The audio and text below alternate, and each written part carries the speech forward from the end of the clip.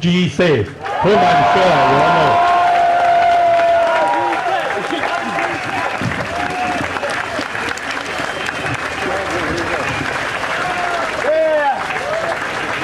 Hello, fellow Singaporeans and friends. It is so good to see so many of you here in this weather. Let me start by first saying that my fellow speakers and I are not xenophobic. We are not against foreigners who come here to contribute to our economy and improve our quality of life. In fact, we welcome these people.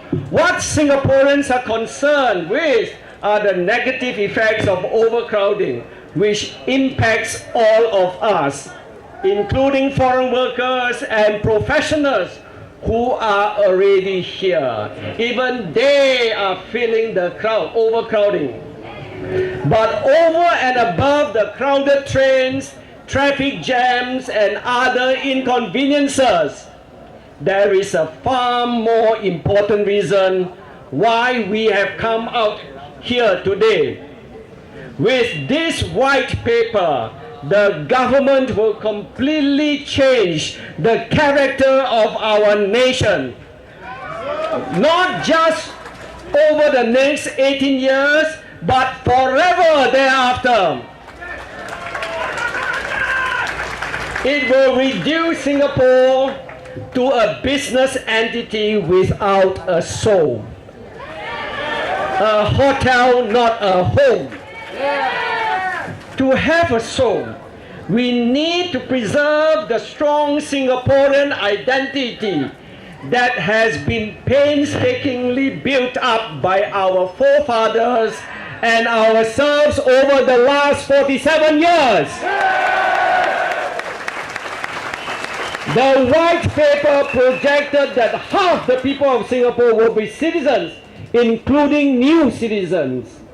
Half is not enough because in the event of a crisis, the other non-Singaporean half will pull in a different direction. It is hard to keep our Singaporean identity when less than half of us have shared the experience of national service.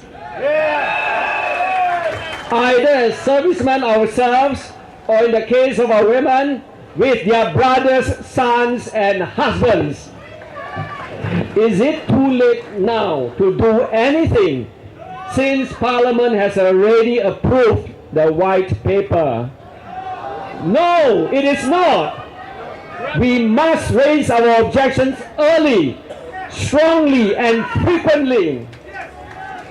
The government has not faced anything like a rally like this before. They are finally hearing the people talk.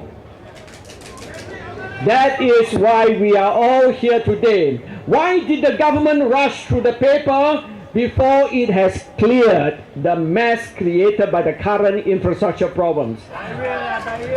Are they really doing it to give us a better life as they claim? If so, why are we Singaporeans not feeling that, but somehow sense that something is seriously wrong and that they have a different agenda up their sleeves? Why are we so skeptical about the government's real motives? The government said the key objective of the white paper is to generate economic growth and jobs for Singaporeans. But this economic case has been challenged by 4 eminent economists. These gentlemen are not your ordinary economists. They include a university professor and 3 economists who have held senior positions in government previously, one of whom is a former chief economist of GIC. What they say carries a lot of weight, and it is highly critical of the white paper. They have systematically pointed out the flaws in the government's economic arguments. We have not heard any counter-arguments from economists in the cabinet. Their silence is deafening. So what are the real reasons? I can tell you they have nothing to do with giving ordinary Singaporeans a better life. How can our lives be better with more foreign workers when in the last decade they have depressed our wages and taken away jobs of our middle managers and professionals? They have also widened the income gap between rich and poor greatly.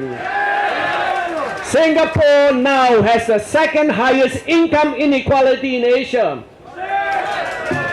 So while ordinary Singaporeans are worse off, those at the top have become very rich. When wages are depressed by foreign workers, profits of companies go up, benefiting business owners and senior executives. That's why the business groups have lobbied strongly against restrictions on foreign labor. And with each increase in the profits and bonuses of senior managers and professionals, the benchmark for minister salaries goes up too.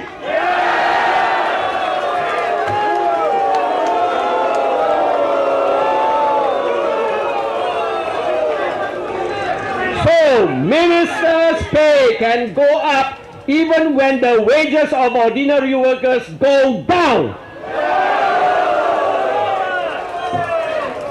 Who will they listen to? The workers like you and me, or the business groups? But wealth is only one side of the coin of greed. The other side is power. And that is the objective of the second part of the white paper. Up to 25,000 new citizenships will be given up to foreign professionals and workers every year.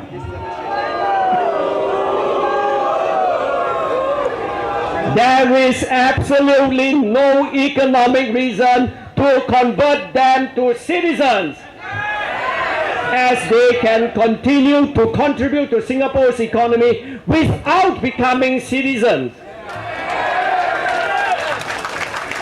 The only reason to give them citizenship is political, not economic.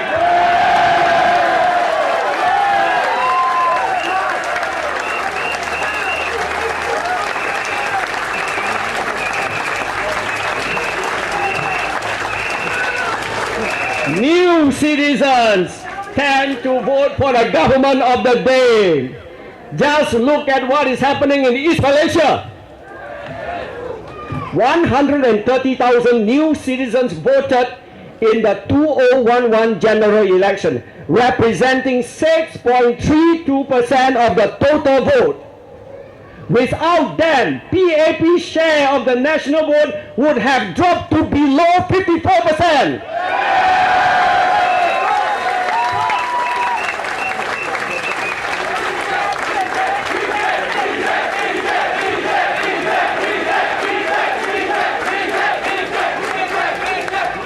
And several more constituencies would have been lost to the opposition.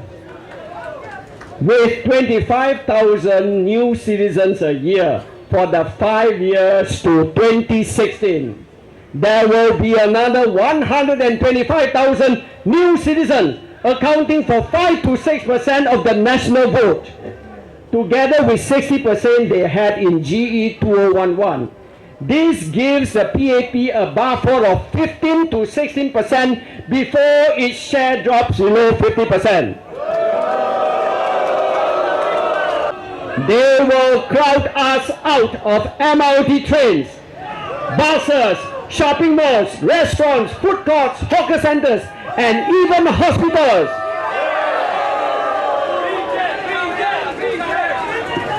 Roads will be dug up to lay new MRT lines, build more stations, more schools, more facilities. There will be inconveniences all over. Is this the kind of place we want to live in? the government will say we have to make sacrifices to enjoy economic growth.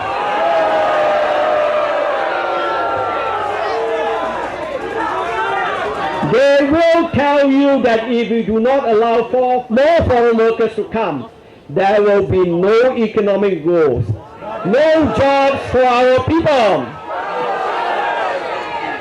This is a blatant lie.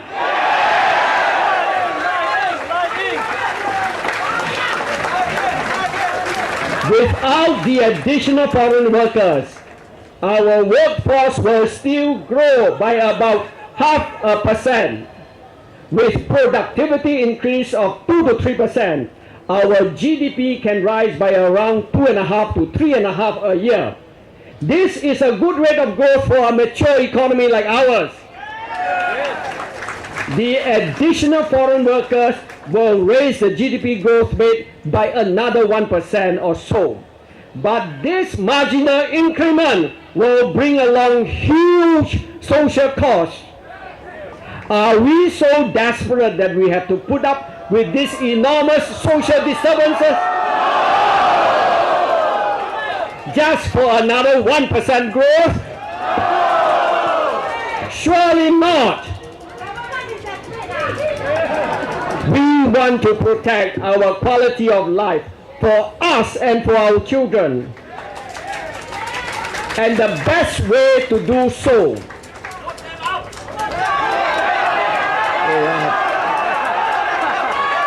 I come to that later. The best way to do so is to grow at our own pace by growing our local workforce naturally and increasing their productivity. We need to expand our domestic labor pool to help strong Singaporean companies. The government must be much more aggressive in encouraging more Singaporeans to join the workforce. I do not agree with the authorities that our labor force participation rates cannot be increased further. We can and should try out new measures. One big step is to introduce a minimum wage.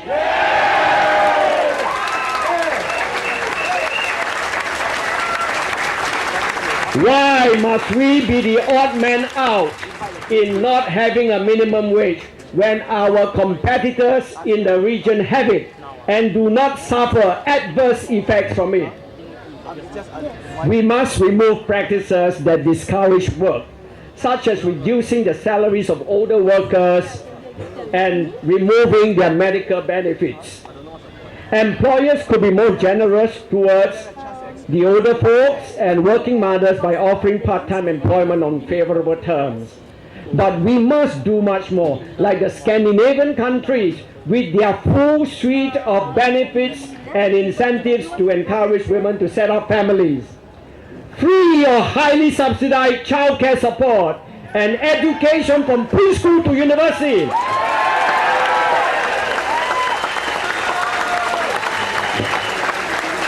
Free health care.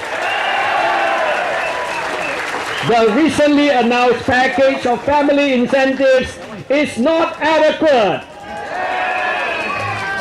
Only a comprehensive and robust social safety net combined with generous employment terms for working mothers will inspire confidence in our women that their children will grow up in strong and financially secure families. Singapore can afford to do so. Better to use our huge government surpluses to help Singaporean families than to spend them on building infrastructure facilities to accommodate more foreign workers.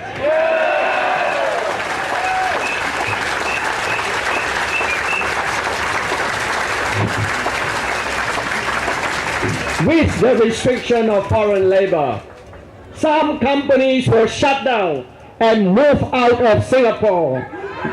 We need not be unduly worried. Resources will be freed for companies higher up on the value chain to set up shop here. We do not need more labor-intensive industries here in Singapore. In fact, we can take this opportunity to invest in sectors for the long-term good of Singapore. I have identified 5 key sectors in my $60 billion National Regeneration Program. 2 major sectors are schools and hospitals, which will provide good and noble jobs in teaching, nursing, and healthcare. Investing in these sectors will lay solid foundations for generating these and many more stable jobs to Singaporeans in the next 20 to 30 years.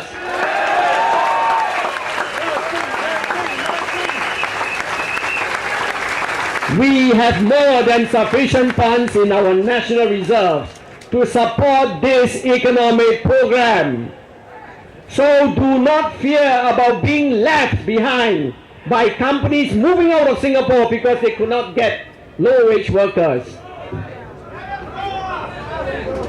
We are not afraid. The key to solving Singapore's population problems is productivity growth. The government has grappled with this issue for 34 years, from 1979, when it initiated the wage correction policy to restructure the economy away from heavy dependence on foreign workers to developing a productive and skilled workforce. The Prime Minister himself has been intimately involved in this national effort since he became a government minister in 1985, 28 years ago, when he also chaired the Economic Committee to provide long-term solutions to Singapore economic problems. After 34 years and billions of dollars spent on education and training, Singapore is still stuck with low productivity and heavy reliance on foreign workers. The Prime Minister has failed the nation.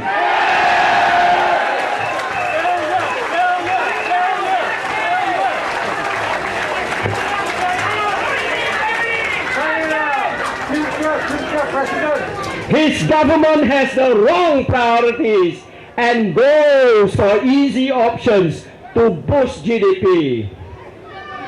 It allowed casinos and opened the floodgates to massive inflows of foreign workers. With these 2 measures, his government has undone more than 30 years of painstaking effort by Singaporeans to upgrade the economy.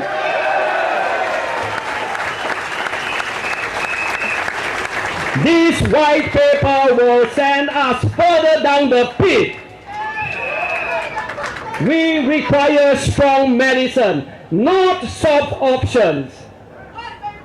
Singaporeans are prepared to accept strong measures. We have suffered enough to know that the solution to overcrowded and falling infrastructure is not more crowding. We are not stupid. This country needs strong leaders with a clear vision to lead us forward.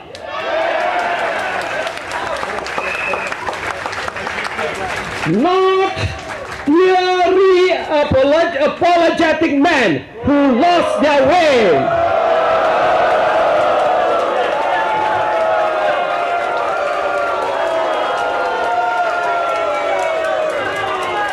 This job is for a strong man.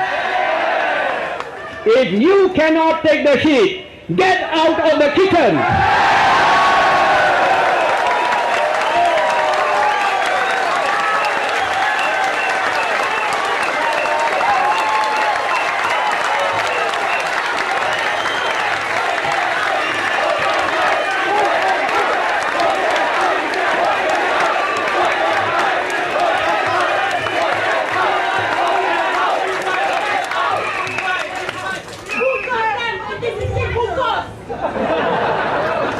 Make way for a new Prime Minister.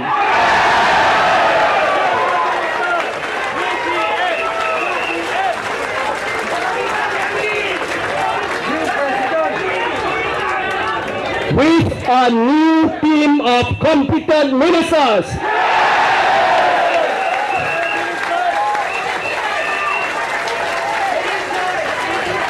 If not, the people will have no choice but to vote for regime change.